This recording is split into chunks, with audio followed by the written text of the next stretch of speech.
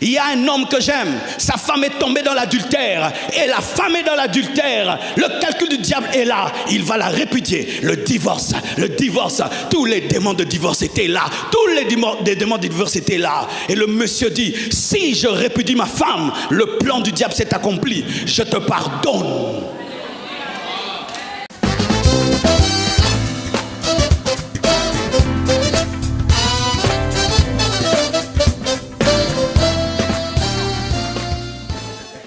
Et Nabal, c'est une longue histoire. Dans 1 Samuel 25, versets 23 à 35, Nabal est un homme méchant.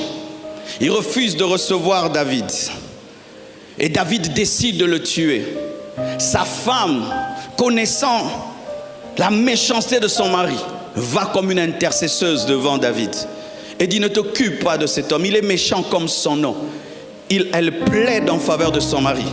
Et David dit, aujourd'hui j'allais verser le sang, mais grâce à toi je ne le ferai pas. Abigail a sauvé son mari. Elle a intercédé. Lorsque le diable voulait tuer Nabal, il avait prévu qu'il soit méchant et que David le tue, mais il n'avait pas prévu l'intercession d'Abigail.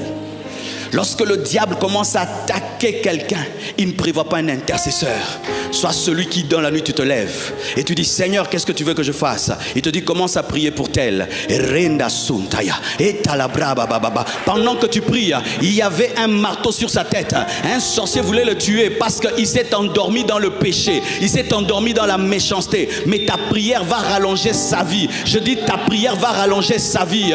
Soyez des intercesseurs. Arrêtez de critiquer les gens, priez pour les autres. Arrête de critiquer Nabal, prie pour Nabal. Je répète, arrête de critiquer pour Nabal, il est déjà méchant, prie pour lui pour rallonger sa vie.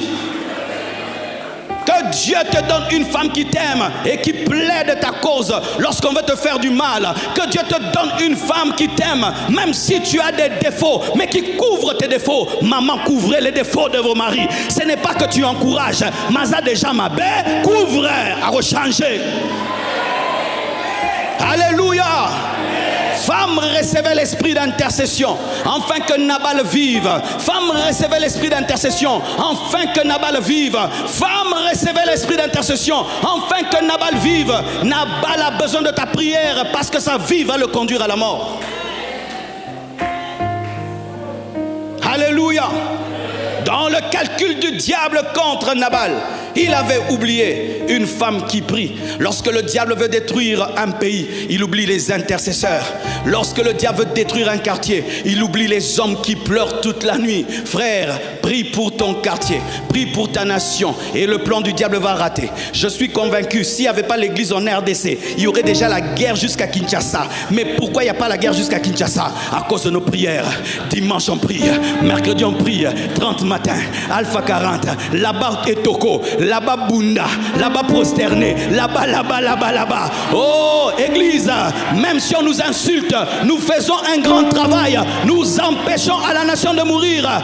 Insultez-nous comme vous voulez, mais Dieu connaît et Satan connaît combien de fois nous avons fait rater son plan. Église, prie et prie encore, prie encore et prie encore et prie encore. Alléluia. Dans le calcul du diable contre Saoul, il n'avait pas prévu une chose, le pardon de David. La Bible nous dit dans 1 Samuel 24 versets 3 à 7 qu'il arriva à des parcs de brebis qui étaient près du chemin, et là se trouvait 1 Samuel 24 3, dans d'autres versions 4, où il entra pour couvrir les pieds. Dans la Bible, quand on dit couvrir les pieds, donc c'est faire le grand besoin, parce que tu dois couvrir tes pieds avec ton habit, quoi. Alors il est allé là où les rois ne sont pas accompagnés, car il y a toujours un endroit où le roi va seul.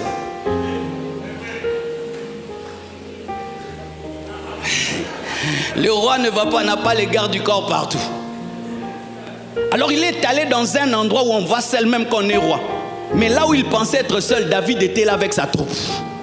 Quelle opportunité! Quelqu'un qui te cherche, qui te fait du mal, tu lui accordes la victoire sur Goliath, et il manifeste de l'ingratitude et de la jalousie. Il te poursuit partout comme un chien, et tu vas te cacher à un endroit, et ça, c'est là qu'il va. mais c'est une opportunité, c'est un signe de Dieu. Dieu t'a donné l'opportunité de te venger. Et c'est ce que disent ses serviteurs. Et David veut obéir un peu. Alors, cœur méchant et vengeur, et il touche le pan de la robe de Saoul et il coupe une partie, et son cœur rempli d'amour lui dit: toi tu n'es pas dans la vengeance, toi tu ne peux pas faire ça, toi tu ne peux pas faire ça. Et Saoul sort de là vivant. Mais dans le plan du diable, Saoul devait mourir. Frère, l'amour sauvera Saoul. Il y a quelque chose qui t'est arrivé. Quelqu'un t'a fait le mal et Satan a prévu que tu rendes le mal. Confond le diable, ne rend pas le mal. Quelqu'un t'a fait le mal, il a attendu une guerre. Laisse-le se battre tout seul, car on ne se bat qu'avec quelqu'un. Lorsqu'il va arrêter de se battre seul, il va se rendre compte qu'il est fou, et il va passer à autre chose. Dans le calcul du diable contre Saoul, il n'avait pas prévu le pardon de David. Il y a un homme que j'aime, sa femme est tombée dans l'adultère, et la femme est dans l'adultère. Le calcul du diable est là, il va la répudier. Le divorce, tous les démons de divorce étaient là, tous les démons de divorce étaient là. Et le monsieur dit: si je répudie ma femme, le plan du diable s'est accompli, je te pardonne. Papa, donnez-moi la main, Papa, donnez-moi la main. Je te pardonne. Et lorsqu'il a pardonné à sa femme, le plan du diable a échoué. Pas seulement contre sa femme, même contre ses enfants, et contre sa vie, et contre son appel, et contre son ministère. Frère, pardonner n'est pas une bêtise. Pardonner, c'est devenir un mystère. Pardonner n'est pas une bêtise. Pardonner est un mystère. Pardonne lorsque tout le monde pense que tu vas te venger, et ainsi tu seras un enseignement d'amour. Et lorsque Saoul s'en va, David lui dit: tu étais venu, je pouvais te tuer, mais je ne l'ai pas fait. Le roi dit: tu seras plus grand que moi. La grandeur de David ne s'est pas révélée dans la force, elle s'est révélée dans le pardon. Lorsque tu as l'occasion de rendre le mal pour le mal et tu rends le bien, c'est toi qui es plus fort que celui qui rend le mal pour le mal, parce que tout le monde peut rendre le mal pour le mal, mais ce sont les personnes exceptionnelles qui acceptent de bénir quand on les maudit et d'aimer quand on leur fait du mal. Frère, on te calomnie, tu te tais. Tu es un homme.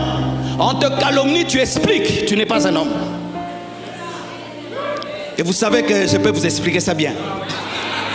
Je ferme la parenthèse.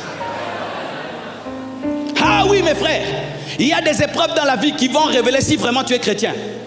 Parler de l'amour, c'est facile. Parler le pardon, c'est facile. Qu'on puisse te toucher à l'endroit qui fait mal et que tu ne dises pas aïe. Ainsi, on saura que tu es mort. Car certains sont évanouis. Oui, un jour quelqu'un viendra tester ta mort en te calomniant. Et là maintenant ta chair viendra du coup. Et Dieu te dit: tu te tais et tu te tais. Car lorsque tu insultes un mort, tu ne peux continuer d'insulter un mort parce que tu parais être fou. Tu vois un mort là, tu es mal mort. Regarde comment tu as gonflé. Tu as noirci. Derrière la bille là ne te va pas. Tu es fou ou pas fou? Quiconque t'amène dans la haine et la méchanceté décide de mourir. Il doit arrêter. Pourquoi? Parce que s'il continue, il sera fou.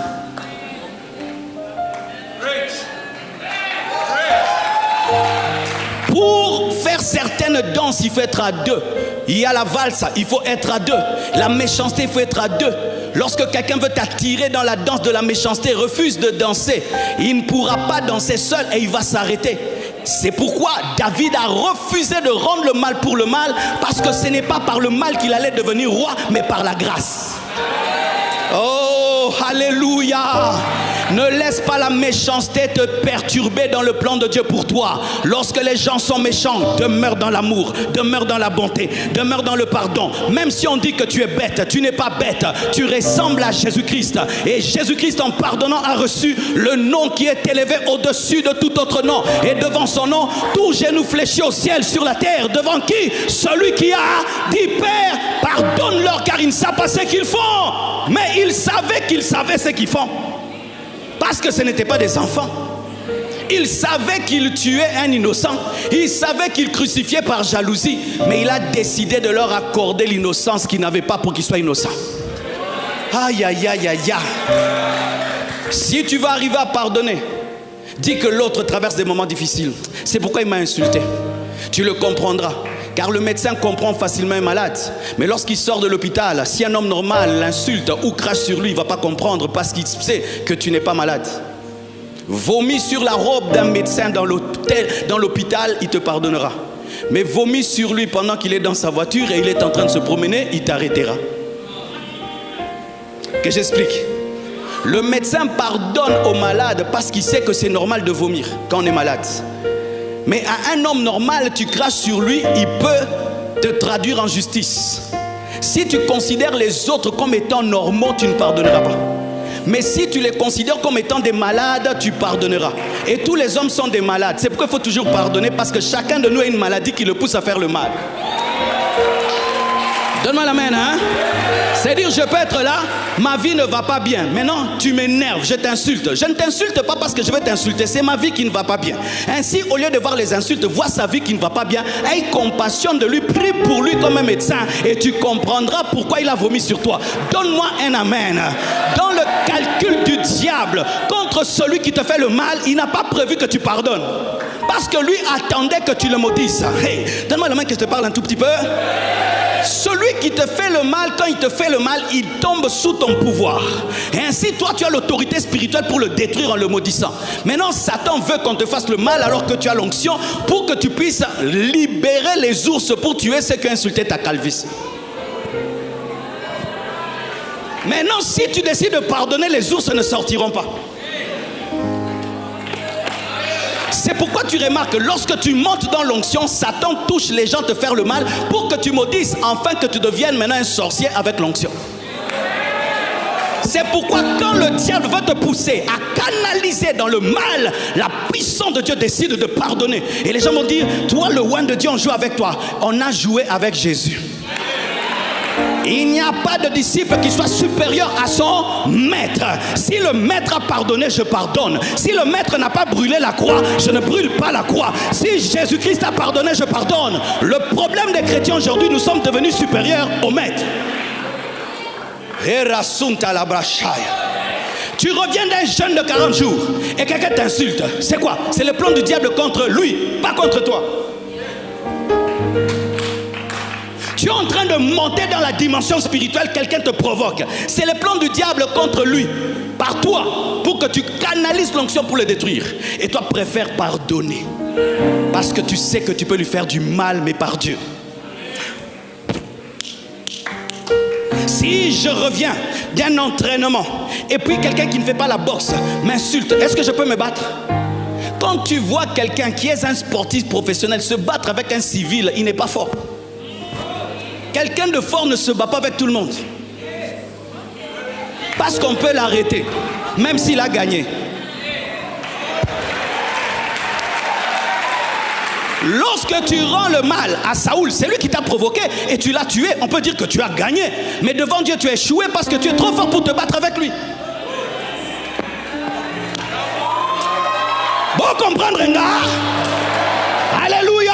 Pardonner est une force, pardonner est une force, pardonner est une force, pardonner est une force qui dérange le diable parce qu'il attend. Il y a des gens qui commencent à s'insulter, mais le projet du diable que quelqu'un meure, vrai ou faux? Regarde ta tête, regarde ton nez, regarde ta tête, regarde ton nez, prends une pierre, l'autre prend la pierre, l'autre prend une bouteille. Bétail, pas quelqu'un meurt. Et puis tu dis, qu'est-ce que j'ai fait? Pourquoi? Parce que tu n'as pas pardonné quand on te dit que tu as une grosse tête. Quand on te dit que tu as une grosse tête, tu dis, gloire à Dieu, j'ai un grand cerveau, donc je réfléchis beaucoup. Et personne ne mourra, personne ne mourra, personne ne mourra, personne ne mourra. Perturbe le diable dans ta manière d'aimer, perturbe le diable dans ta manière de pardonner. Lorsqu'on veut t'attirer dans une guerre charnelle, dis, je ne sais pas me battre.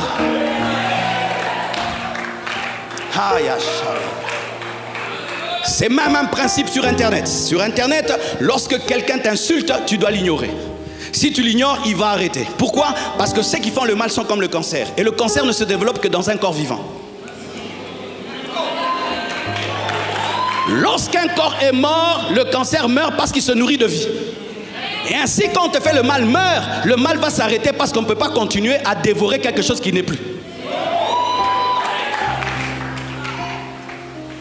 Satan n'a pas prévu que tu ne réagisses pas. Mais ici, les hommes sont comment? Tu appuies ici, ils réagissent comme ça. On appuie, tu ne réagis pas. On appuie, tu ne réagis pas. Pourquoi? Tu es mort. Aïe, aïe, aïe. Dis à ton voisin, perturbe le diable. Perturbe la méchanceté. Dérange son plan. En pardonnant ce qu'on ne pardonne pas. En aimant celui qu'on ne peut pas aimer. En continuant à aimer. Alléluia. Un jour, vous imaginez, j'ai dit à ma mère de divorcer. Elle n'est pas là, j'espère. Mais c'est dingue, elle suit tous les YouTube. Je lui ai dit, maman, divorce, quitte cet homme, quitte cet homme. Vous savez ce que ma maman a dit? Marcelo, ce n'est pas lui. Eux, c'est qui? C'est Satan. Eux, je ne le vois pas. Votre papa est merveilleux. Il m'avait aimé et je sais que Dieu finira par le changer. Heureusement qu'elle ne m'a pas entendu. Aujourd'hui, il a changé. C'est un bon papa. Le papa qui était caché est sorti. Complique le diable en décidant d'aimer, de pardonner, d'aimer, de pardonner. Tu as l'occasion de tuer Saoul, mais tu dis, je ne le tuerai pas.